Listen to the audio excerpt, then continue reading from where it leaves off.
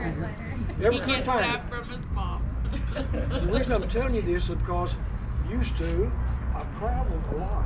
I mean, professionally and personally and whatever. I went a lot of different places, the late 60s to about the 80s. I went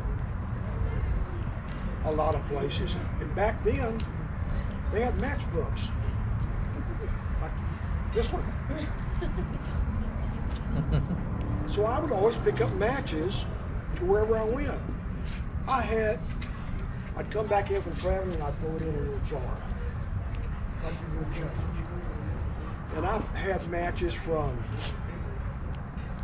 a lot of places in Europe and most of the cities in the United States, and it's something that I just had. After I stopped traveling, one time I thought about, where's that big old bottle of matches that I used to have? I couldn't find it. Raina, where's Raina? Oh, Raina, when we were cleaning the house out and stuff, I found it. Oh, did you? I found it. 90% of those matches were gone because Aaron couldn't find his damn ladder, so he had to slide up something from Paris or Switzerland or Germany or whatever. That's where he was. Aaron would not want us to be unhappy. No, he wouldn't. If you want to cry, that's good.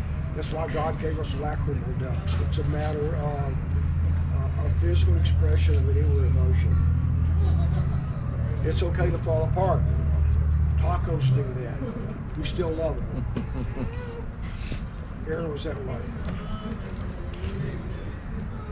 Because he smoked up 100,000 miles of my life and about 20 years of traveling and a lot of memories, I came out ahead.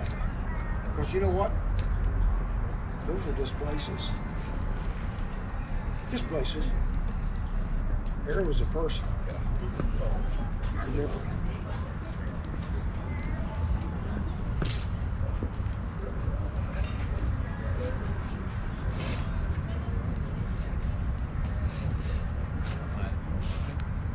Don't be shy. If you guys have a funny story, I'd love to hear it. Just anything. If you guys want to say something, you're more than welcome to come up and say something. Yeah, funny story.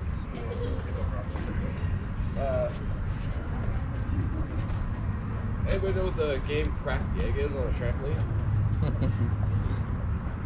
So, they had the only trampoline in our neighborhood for the longest time.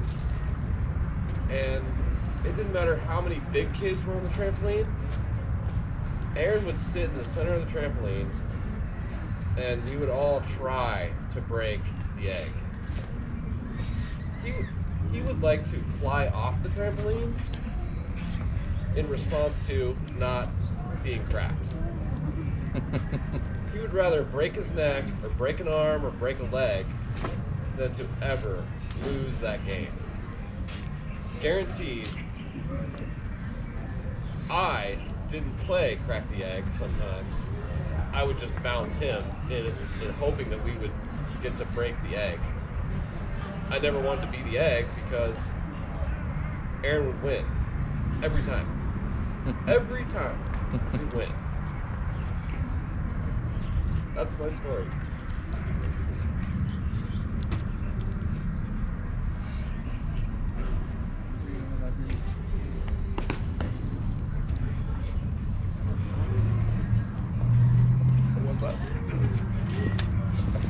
Good luck.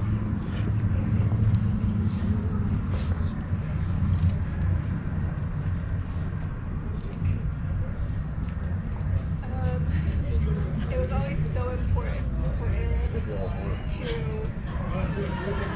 for us to know how much he loved us. So this is a little bit about that. Our life started over a year and a half ago at a friend's house. He later told me that he fell in love with me the moment I tripped over a slide for the 5th time and lay there laughing at myself. It was at that moment that he swears that he knew that I was the one. He had never seen that with anyone else, and it's what he told me, because I was just clumsy.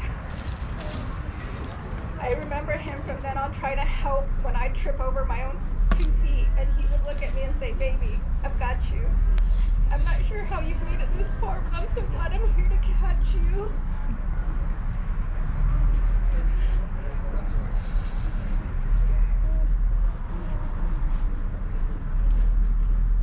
Months later, we were living together, and I'm so glad I said yes. Aaron would always tell me, "Rain, remember, I picked you, not the other way around." And being the stubborn person I am, I said, "No, you didn't." But he did. He picked the boys and I to be his family. And overnight, Aaron and I were a family, and we loved him with every fiber of our being. He was our world. Aaron was so proud of our boys. They weren't his stepkids. I hear him tell others that these are my kids, or when they ask if he had kids, he would love to spout off, "I have 2 boys, Heyday and Dacky," is what Aaron called them. Hayden and Daxton, just know that he loved you so much, okay? Aaron and I morphed each other so fast and quickly that we felt like we were more bonded than most couples who had been together for 10 years. He is a beautiful soul I have met with the biggest and most caring heart. He showed me that in so many ways. One particular moment when we traveled to Arkansas last May, where he was to meet my family for the first time, although it ended up being under the worst circumstances. My father had just passed away. As soon as I got the news, Aaron said to me, "Ray, let's pack our stuff and go tomorrow." I could barely believe that he was so committed to going and meeting them at such a peculiar time for us. Yes, it came to be something that meant so much to me. While tensions were becoming unbearable, Aaron did the unthinkable and snuck off and purchased a couple of games like Uno and Monopoly. From the store, he came back and he sits down all my siblings, nieces, and nephews, and we literally played Uno, which single-handedly made the day better and brought us together, helping us round out that trip, but also saved us from a very sad situation to help put everything to rest for family. That's the kind of man Aaron is: brave, courageous, and always willing to help. I love how much he loves his family. I have a great admiration for how close he is to his siblings. My siblings and I are not that close like this, and he helped me see what I wanted for our kids, but he gave me a family that I really didn't expect to have either. Aaron is